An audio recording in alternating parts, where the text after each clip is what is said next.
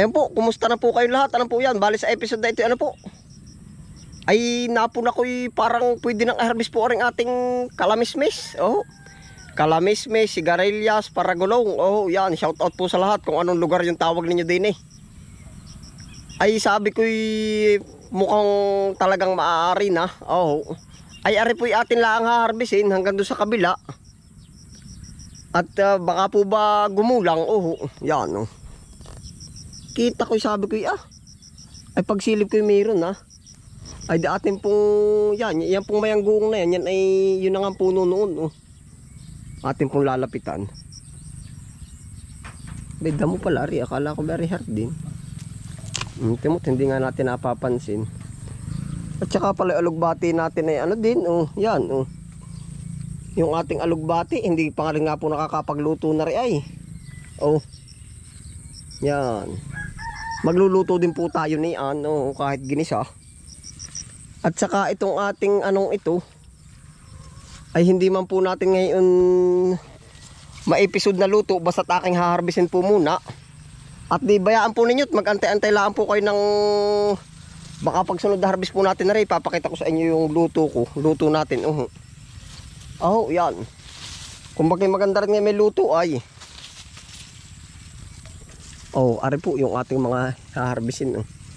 Marami na rin ay iniisip ko baka po ba gumulang. Ay sayang. Ayan po ay ating i-harvest na po. Ari po pang sarili laang muna. Hindi pa tayo makakapagpasulit sa inyo. Makakapagbinta. Yun.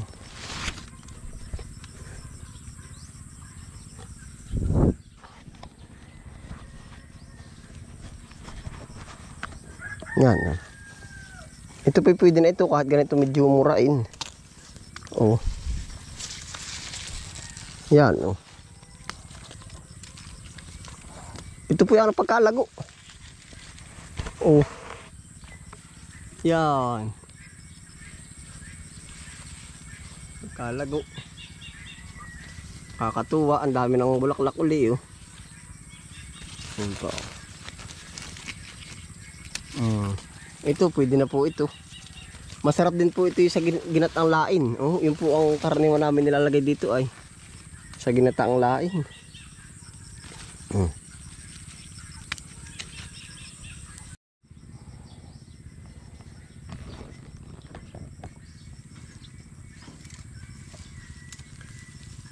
Kaya po pati ako hindi po nagpapawala ng iba't ibang gulay. Sa totoo lang po, kumbaga tayo bilang isang kakain sa araw-araw, kumbaga kagaya ko gulay ay minsan mananabik din tayo sa iba kahit puro gulay. Di kumbaga kaya iba't iba yung ating kagaya nito. Di ibang gulay po naman ito pero gulay din. May nangangagat. Maumay man tayo sa sitaw, meron tayong ganaray. Ay po. Harbisin na natin.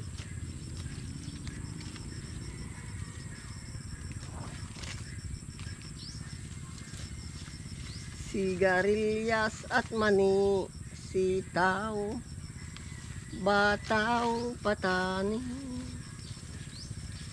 undul, patula, upot, kalabasa, at saka mayroon pang labanos, mustasa, sibuyas, kamatis. Tama ba? Parang mali ay maibag sa diker.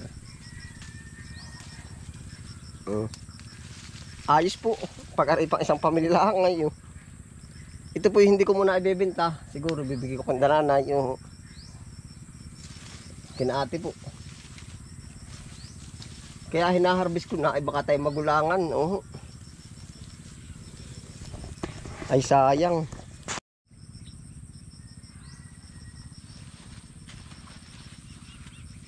Hindi ni. Kasi madami rin. Saka na yung ano.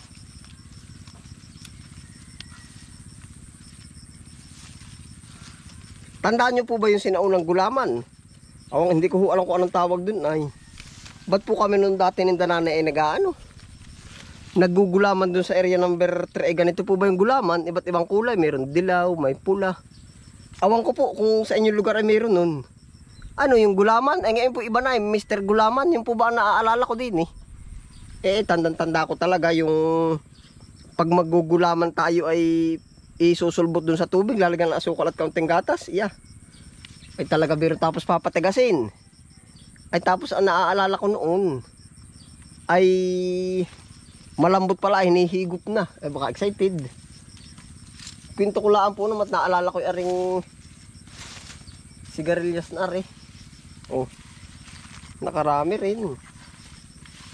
Marami po rin sa pang sariling gamit. Sa pambenta po ay medyo kakaunti ito. Yan. Kapakadang pa susunod na bulaklak. Maigi naman, no? Ibig sabihin, pag hindi ho natin kayang ulaminin, ay di papamahagi natin.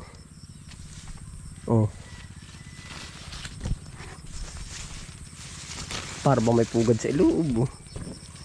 Madyano kapal lang sukal. Baka naman pugad dito ng daga.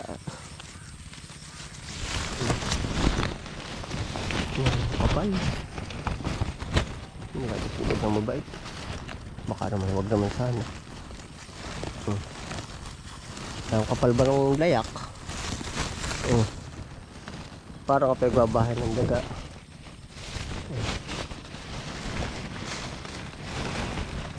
Tanggalin na natin.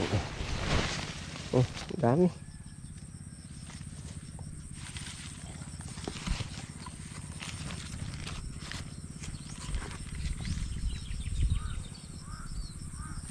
Ngaay po.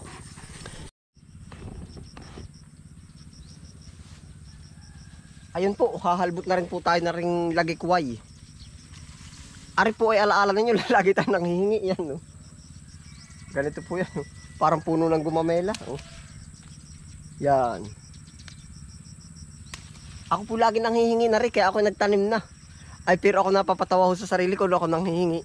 Alam mo, sabi sa akin nung hinihingan ko, abay Utoy, yan ay natubo din. Ako napapatawa, ay sabi ko, kung gets nyo po yung aking sinabi, na ikaw yung nanghihingi na sinabihan ka, Utoy, yan ay natubo din. Ibig sabihin, di magtanim ka ng iyo. Oo, di ayos lang naman na. Ito pong ganito, nasibol na. Kaya ako napapatawa, ako nagtanim naman nga. Ako po naman nagtanim talaga. Yun ang sabi sa akin, natubo din daw. Yan ang laki ng atin ngayon. Kahit may manghingi din sa atin. Pwede.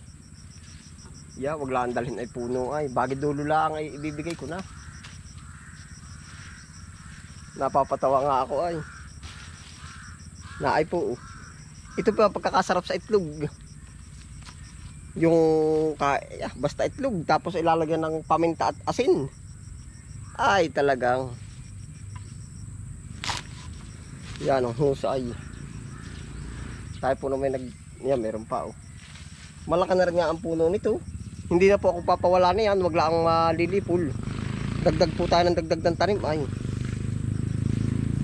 Lagikway at sigarilyas. Magluluto din po naman tayo nito. Mga sa susunod na episode po ating hinaharvest lang muna.